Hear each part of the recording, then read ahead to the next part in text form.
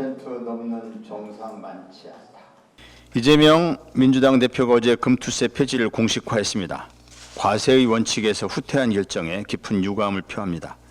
현재 우리나라 주식시장의 어려움을 10분 이해합니다. 이를 정쟁으로 삼는 정부와 여당의 치졸함도 모르는 바 아닙니다. 그러나 국민의힘과 같은 방식으로 응답하는 게 최선이었는지 의문입니다. 금투세는 여야 합의로 11월 본회의 처리가 예상됩니다. 우리 조국 혁신당 의원들은 저는 반대표를 던질 것입니다. 과세 원칙은 한번 무너뜨리면 복구하기 매우 어렵습니다. 묘수였는지 장고 끝의 악수였는지는 역사가 말해줄 것입니다. 한번 원칙이 무너지면 다음 원칙은 더 쉽게 무너집니다. 조국 혁신당은 공동체를 위한 과세 원칙을 지키겠습니다. 이상입니다. 예, 더불어민주당 이재명 당대표께서는 어제 최고위에서 금투세 폐지에 동참하겠다고 선언하셨습니다. 선언 이후 코스피는 고작 1.83% 상승했고 개인 투자자들은 대량 매도에 나섰습니다.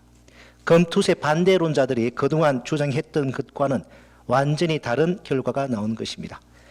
조국 혁신당이 어제 기자회견을 개최해서 다시 한번 고민해 보실 것을 청했던 이유이기도 합니다.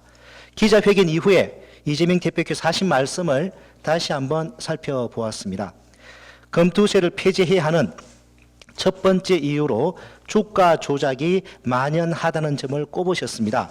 이해가 되지는 않습니다. 주가 조작 세력들이 가장 두려워하는 것이 금투세이기 때문입니다. 금투세가 시행되면 소득세법 제174조의 2에 따라 금융회사는 6개월마다 주식을 포함한 금융투자 상품의 거래 내역과 보유 내역을 관할 세무서장에게 제출해야 합니다. 이 점이 바로 주가 조작 세력들이 가장 두려워하는 부분입니다. 금투세가 시행되어 양도 차익의 과세가 되는 것보다도 거래 기록이 고스란히 남는 것이 주가 조작 세력들에게는 큰 부담이기 때문입니다. 또한 우량주 장기 투자가 어렵다고 말씀하셨습니다. 조국 혁신당의 대안에는 장기 투자를 유인하는 방안이 포함되어 있습니다. 이 점이 우려되신다면 법안 심의 때 충분히 대안을 논의해 볼 수 있습니다. 전력 문제도 말씀하셨습니다.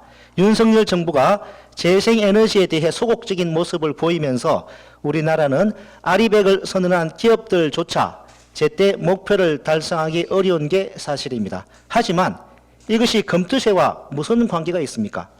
재생에너지 활성화를 가로막는 것은 윤석열 정부지 금투세는 아니지 않습니까? 한편 어제 이재명 대표님께서는 원칙과 가치에 따르면 고통이 수반되더라도 강행하는 것이 맞지만 주식시장이 너무 어려우니 금투세 폐지에 동의한다는 취지의 말씀을 하셨습니다. 금투세를 도입했을 때 금융시장에 피해가 있을 것이라는 주장들을 많이 합니다만 아직 이를 입증할 어떠한 실증 결과도 나오지 않았습니다. 2014년 일본은 주식 양도차익 경감세율을 폐지해서 세율이 10.147%에서 20.135%로 2배가량 올랐습니다. 그런데 주가지수는 2013년 말 16,291포인트에서 2014년 말 17,450까지 올랐습니다. 세율을 2배나 올렸는데도 주가지수는 오히려 상승했던 것입니다. 왜냐하면 주식시장에는 세금보다 경기 동향이나 기업 실적이 주가에 더 반영되기 때문입니다.